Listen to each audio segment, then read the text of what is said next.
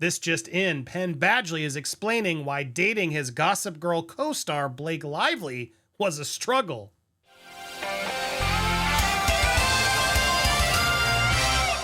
Welcome to Popcorn Planet. I am Andy Signore. Actor Penn Badgley is doing press to promote his latest season of You on Netflix. And Blake Lively came up. Now, it's not something he talks about a lot. He has talked about her previously, but on the Call Her Daddy podcast this afternoon, this question came up. And I feel like a lot of the character that you were being, you were kind of had parallels, right? You were like living in New York City. Talking about Gossip Girl. Sure.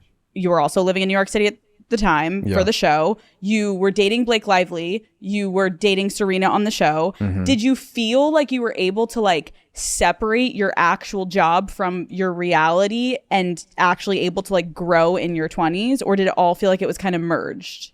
I mean, that's a great question because it was the struggle.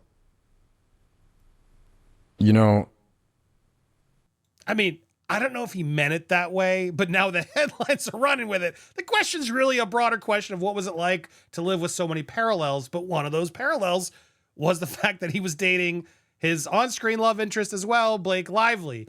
And his first word was, it was a struggle. I mean, it's telling. Now, he doesn't get much meaner in it. Like, he doesn't really get mean at all. I think he's talking about the broader sense. But it's important to know that Penn is also a member of the Baha'i faith, has been seen with Justin, seems to be friends with Justin. And yeah, it's been amicable, it seems, with Blake Lively since, but also clearly not friendly. I want to continue to hear what he says, and then we're going to go through some past comments and what this all potentially could actually mean, but let's continue. the difference between... There are many differences between film and television. One of them is that when you do a film, you do it once, you know? And you kind of give it your all. And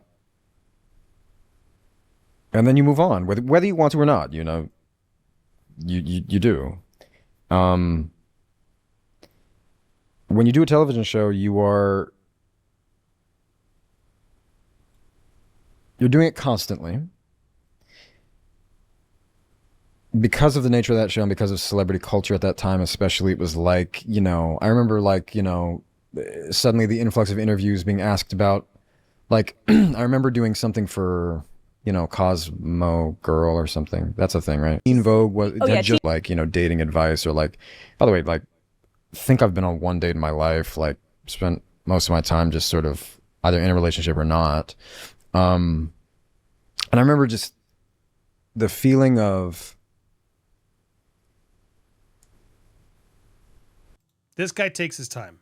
So you either appreciate that or it annoys you. But I think he's trying to find the right word. And he did say struggle earlier. Not knowing. It's this thing. You feel like you're constantly, even though no one may be actually asking you to do this, you feel like you're constantly needing to prove yourself in some manner. He went off.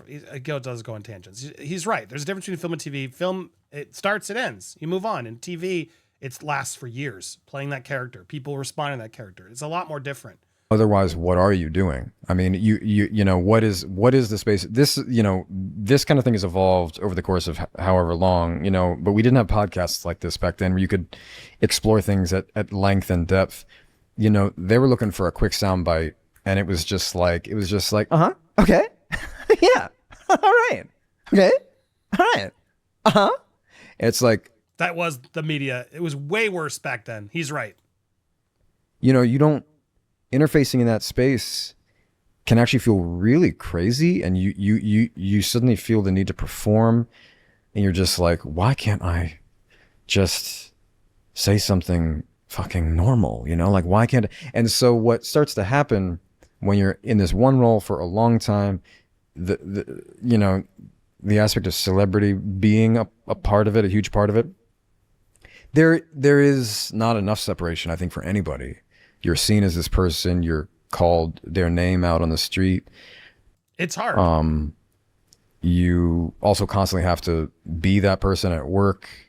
But you did choose to date your co-star, which makes it even more complicated. And I was 20, I was 21, 22. So like I didn't have the emotional maturity to understand, to how to differentiate myself just in terms of self-worth. Like what people seem to think of Dan seemed to be what people thought of me.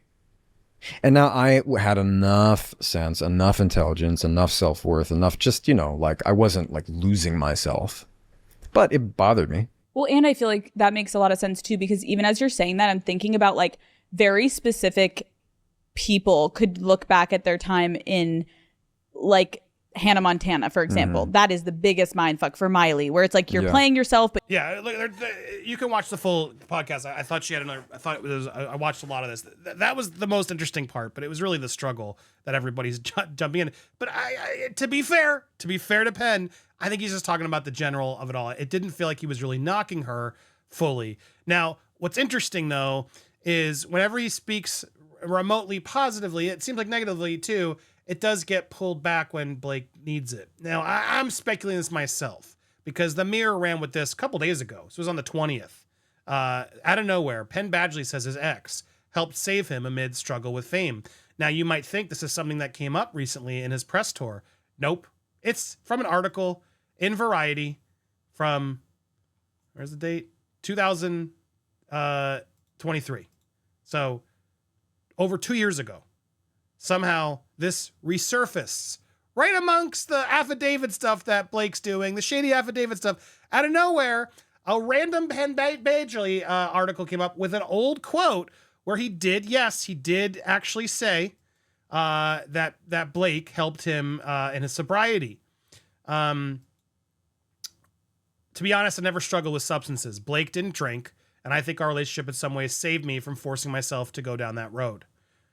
Which we've known about Blake. She didn't drink, to her credit. Good on her. She didn't go down that hole. And because he was there with her, he didn't go down the hole either. He didn't feel the need to go that hole. So good on them.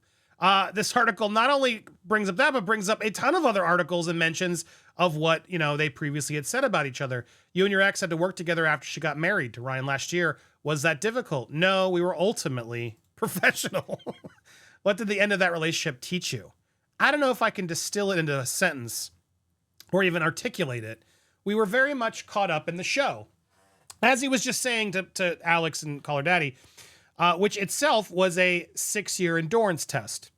Our relationship was a part of that, and it helped us through it. I mean, like anything valuable, it was good and it was bad, and it was a learning experience. Did you send a wedding gift to Ryan Blake? No, I didn't.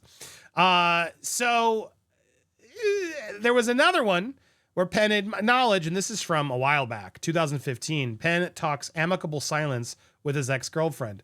Today, Lively's happily married. This is a couple years after that last article I just read.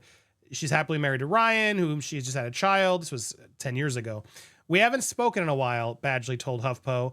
But, there's an amicable silence, if that makes any sense. So, look, the takeaway here for me, here it is. Takeaway here for me is, look, he clearly doesn't want to talk about it.